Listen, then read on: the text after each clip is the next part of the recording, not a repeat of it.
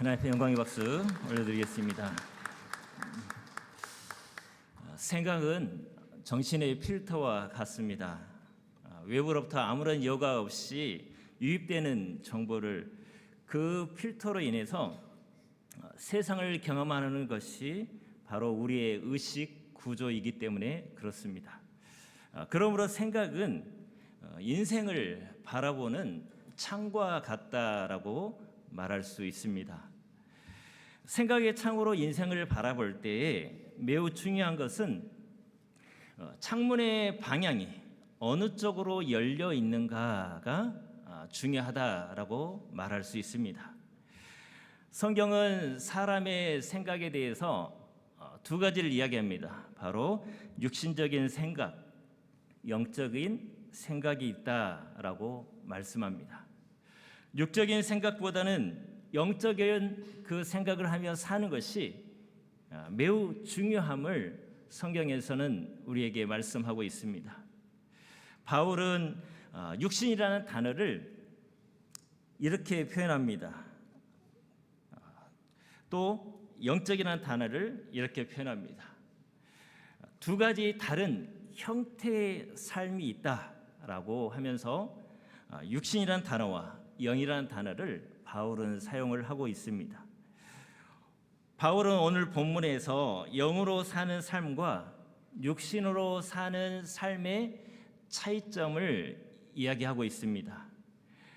두 가지 다른 삶에 가장 중요한 열쇠가 있다면 바로 생각, 그리고 생각하는 행위라고 말할 수 있습니다.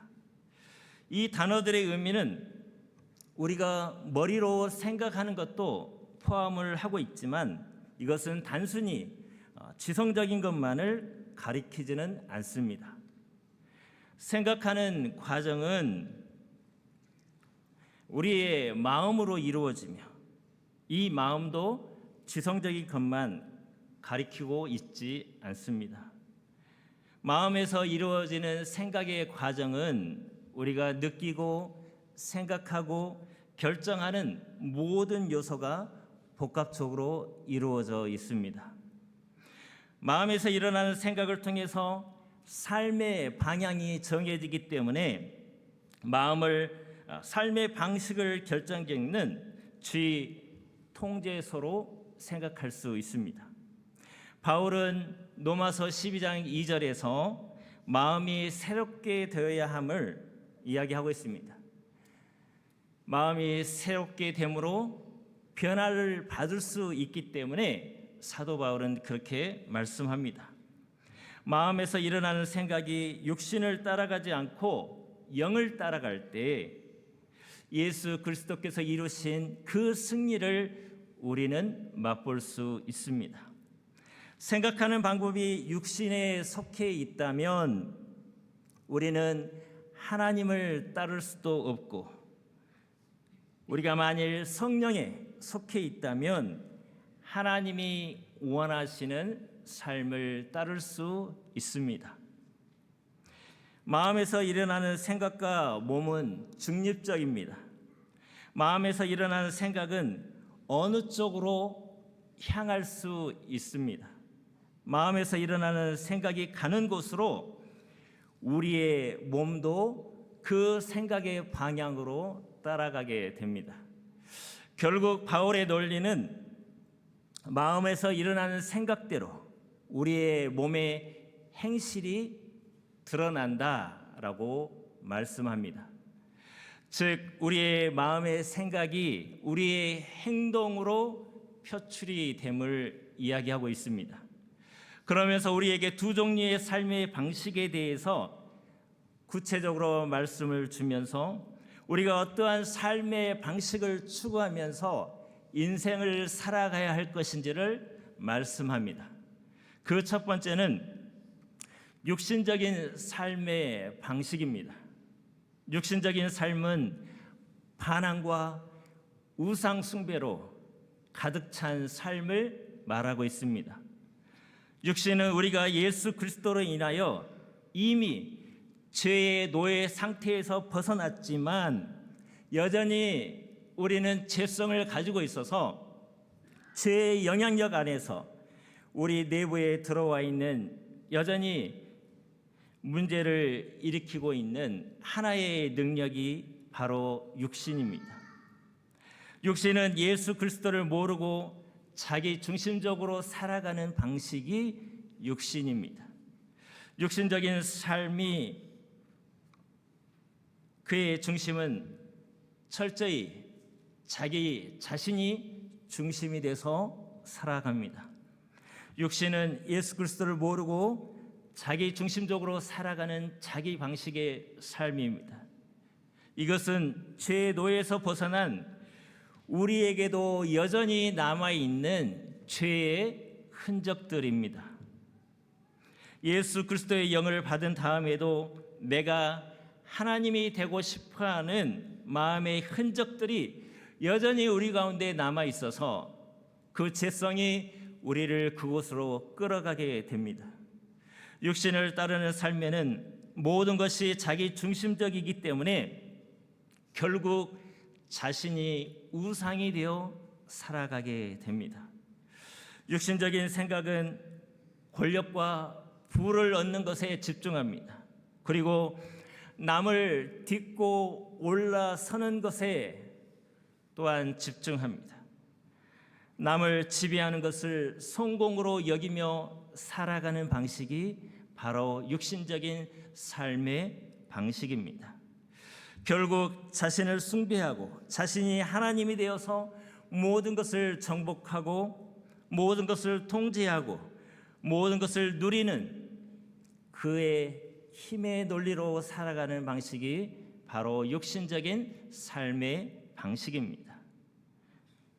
그런데 문제는 우리가 예수 그리스도를 믿고 예수 그리스도로 인하여 그리스도인이 되었음에도 불구하고 여전히 우리도 육신에 끌려다니는 삶을 살 수 있다는 데 있습니다.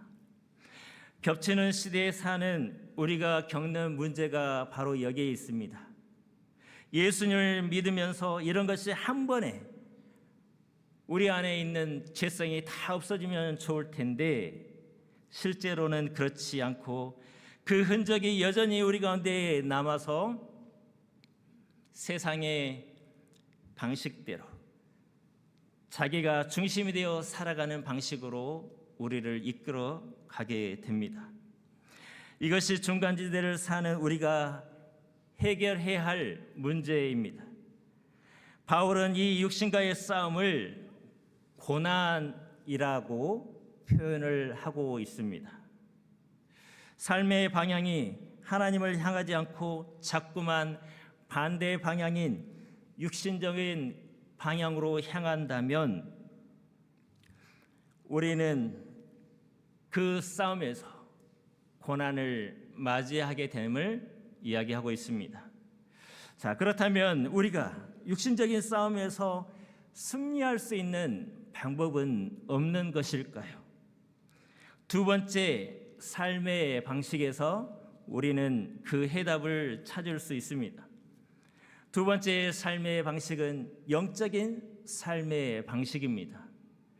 영적인 삶은 자기 자신과 죄에서 벗어나 창조주 하나님께 속한 삶을 말하고 있습니다.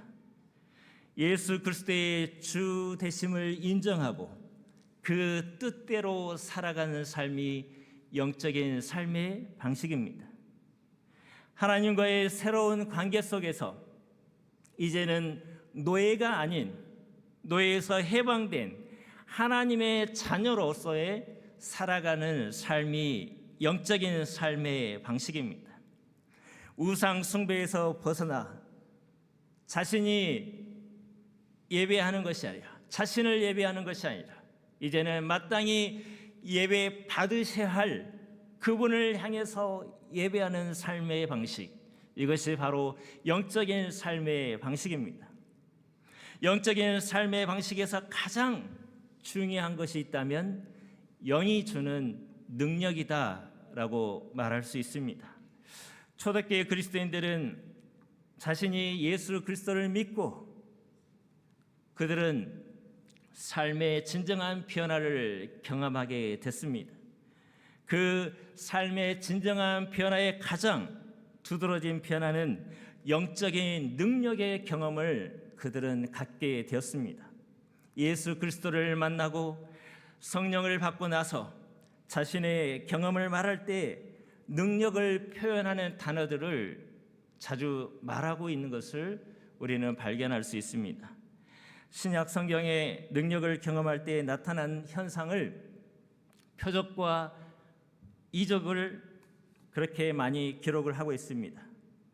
능력을 받고 나서 그들은 병 고침을 또한 예언을 하게 되고 방언을 하게 되고 복음을 담대히 증거할 수 있는, 생명을 아끼지 않고 복음을 담대히 증거할 수 있는 그 단계까지 나아갈 수 있게 되었습니다. 그들에게 이러한 용기가 바로 성령이 영적인 그 능력의 경험을 통해서 그렇게 나타났던 것입니다. 그런데 외적으로 나타나는 현상보다 내적으로 나타나는 강력한 현상이 있었습니다. 그것은 바로 그들의 삶의 변화가 이루어졌다는 것입니다. 그 전에 죄에 눌려 살 때는 경험을 하지 못했던 새롭게 되는 변화를 초대교회 그리스도인들은 그들의 삶 속에서 경험을 하게 되었습니다. 그 능력을 받았을 때 생기는 변화에 대해서 고린도후서 3장 18절에서 이렇게 말합니다. 우리가 다 수건을 벗은 얼굴로 거울을 보는 것 같이 주의 영광을 보매 저와 같은 형상으로 화하여 영광으로 영광에 이르니 곧 주의 영으로 말미암음이라. 주의 영에 의해서 주의 형상으로 변화되었음을 말씀하고 있습니다. 그 당시에는 전혀 알지 못했던 변화를 주는 능력이 바로 하나님의 영으로부터 왔음을 말씀하고 있습니다. 그런데 놀라운 것은 그들이 경험한 이 능력이 바로 예수님의 부활 사건 이후에 일어나게 됐다는 것입니다. 즉 성령의 능력은 예수님의 부활 이후에 초대교회 그 그리스도인들이 경험했던 하나의 사건이었습니다. 그러므로 예수님의 부활과 성령은 절대로 뗄래야 뗄 수 없는 그러한 관계에 놓여져 있습니다. 예수님의 부활 이후에 성령님도 우리에게 오셨습니다. 우리가 겹치는 시대에 남아있는 죄의 능력과 아직도 우리를 끌어당기는 그 육신과의 싸움을 할 때, 즉 우리가 영적인 싸움을 할 때 하나님은 우리 스스로 그 싸움을 하도록 내버려 두지 않으시고 성령님을 우리 가운데 보내주셔서 우리에게 그 성령의 능력을 주심으로 그 싸움을 감당케 하십니다. 뿐만 아니라 육적인 싸움을 할 때 승리할 수 있는 방법은 영적인 성령의 능력밖에 없음을 우리에게 분명하게 말씀해 주고 있습니다. 여러분, 우리는 지금까지 두 종류의 삶의 방식을 살펴보았습니다. 여러분은 두 종류의 삶의 방식 중 어떠한 삶의 방식을 추구하며 인생을 살아가고 있습니까? 두 삶의 방식 중 육신을 따르는 방식은 분명 예수 그리스도를 믿음으로 의롭다함을 받기 전에 삶의 형태를 그리고 있습니다.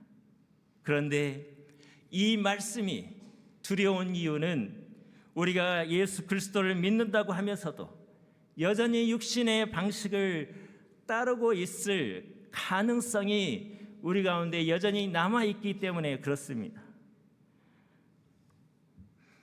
로마서 8장 5절 6절에 보면 오늘 본문 말씀에 기록되어 있습니다.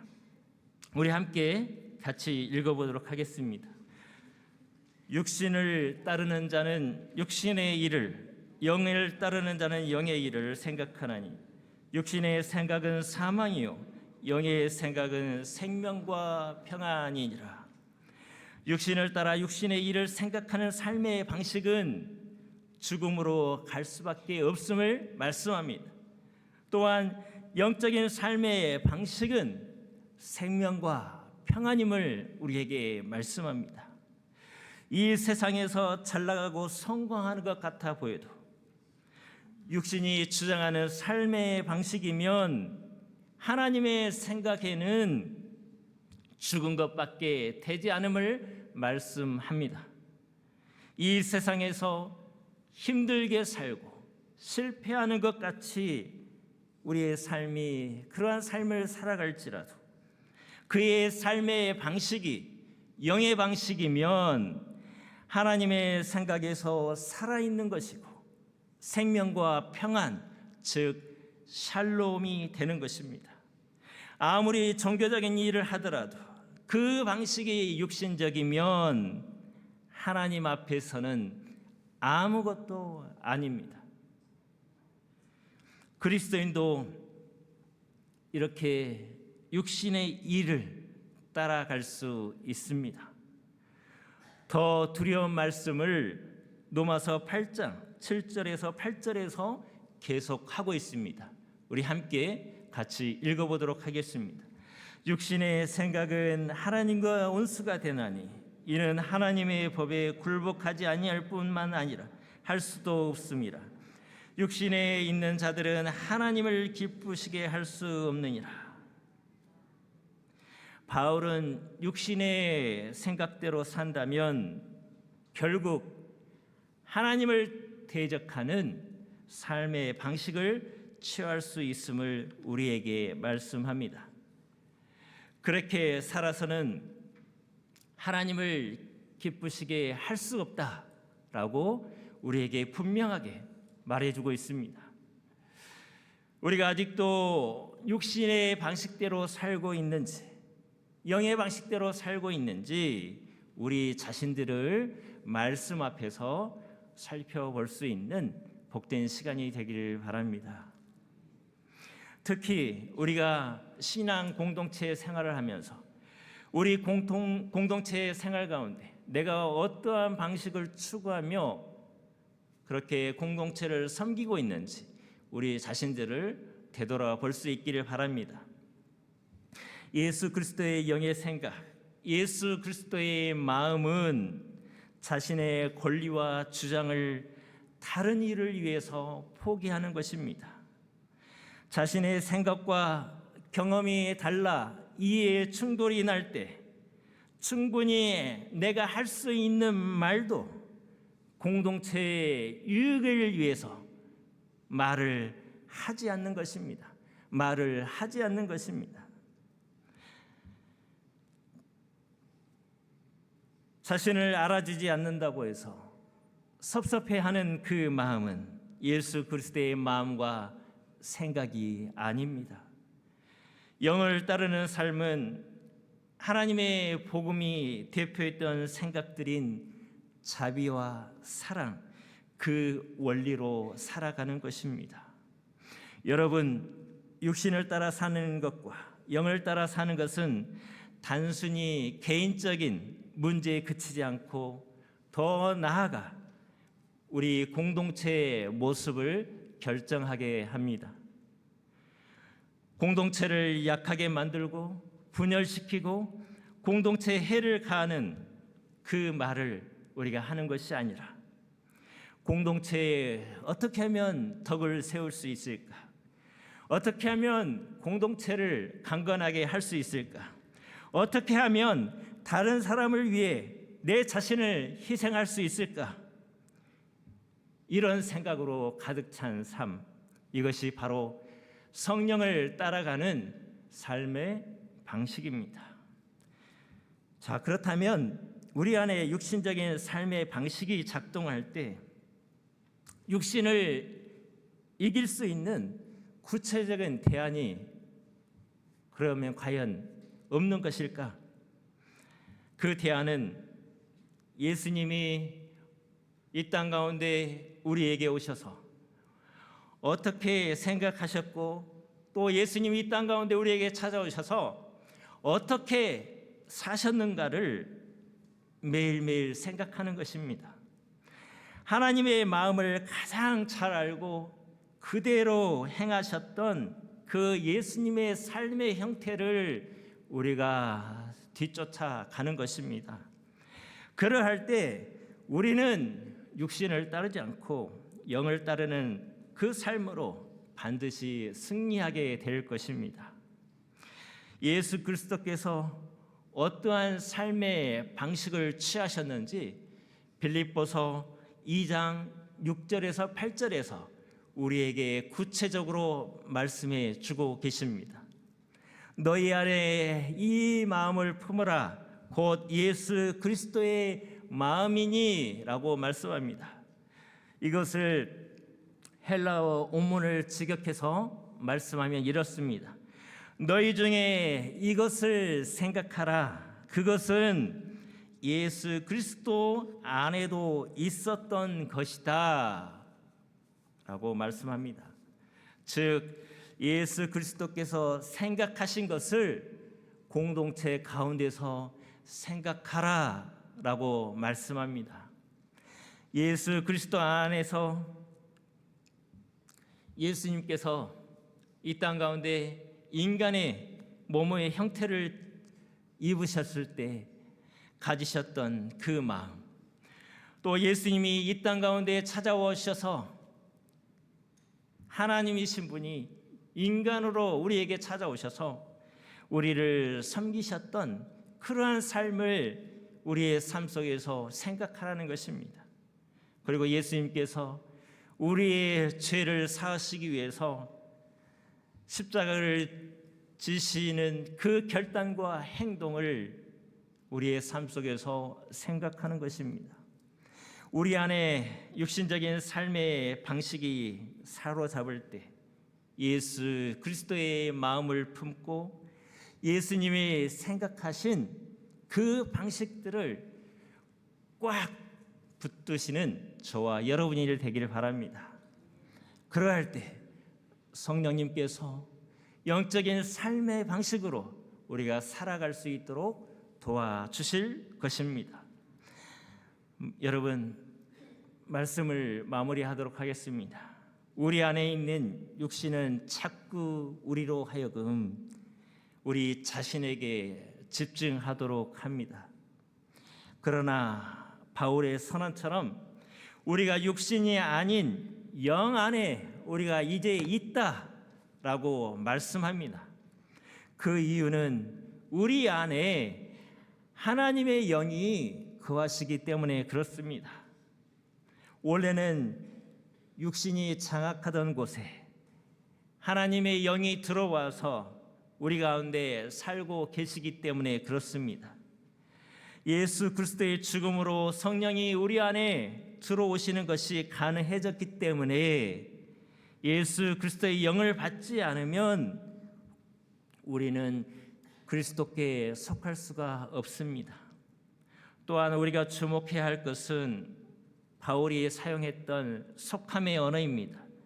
이것은 결국 주권의 문제를 이야기하고 있습니다. 우리가 누구에게 속해 있는가? 우리가 우리의 주인을 누구로 모시고 살고 있는가? 이것에 집중하라는 것입니다. 우리는 누군가를 주인으로 모시고 살도록 그렇게 창조된 존재입니다. 우리가 예수 그리스도께 속해 있고 하나님의 영이 우리 가운데 살아 계시기 때문에 죄로 인해 죽을 수밖에 없는 몸을 가지고 살아가면서도 우리에게 소망이 있습니다. 하나님이 마지막 때에 죄의 존재 자체를 완전히 우리 가운데서 제거하실 때 우리는 죽을 몸을 대신 이제는 영원히 살 새로운 몸을 입게 될 것입니다. 이것이 우리가 가지고 있는 바로 영생의 소망임을 말씀합니다. 이제 우리는 단순히 예수 그리스도가 나의 주님이십니다. 예수 그리스도 아니면 나는 살아갈 수 없습니다. 라는 이러한 고백을 떠나서 예수님이 생각하셨던 그 방식인 영적인 삶의 방식으로 우리의 생각을 끊임없이 바꾸어 나갈 수 있기를 바랍니다. 그러할 때 자신의 삶뿐만 아니라 우리가 속해 있는 우리 공동체가 하나님이 주시는 생명과 평안으로, 하나님이 주시는 생명과 샬롬으로 점점 변화가 이루어져서 전국적으로는 하나님을 기쁘시게 하는 자로, 하나님을 기쁘시게 하는 공동체로 우리가 서게 될 것입니다. 다 함께 기도하겠습니다. 하나님 감사합니다. 우리는 예수 그리스도를 믿음으로 죄 사함 받았지만 여전히 우리 가운데 죄성이 남아 있어서 우리가 영적인 삶의 방식을 추구하지 않으면 우리도 모르는 사이에 육적인 삶의 방식으로 자꾸 따라가려고 하는 그러한 모습들이 연약함이 우리 가운데 있습니다. 하나님, 우리를 불쌍히 여겨주시고 우리의 삶 속에서 영적인 삶의 방식으로 승리할 수 있도록 성령님 도와주시옵소서. 우리가 속해 있는 가정뿐만 아니라 우리가 섬기고 있는 교회의 공동체가 하나님이 생각하시는 영적인 삶의 방식을 추구하면서 우리의 개인의 삶의 변화뿐만 아니라 공동체의 변화가 이루어지는 그러한 놀라운 일들이 우리의 삶 가운데 나타나게 하여 주시옵소서. 감사하며 예수님의 이름으로 기도드립니다. 아멘.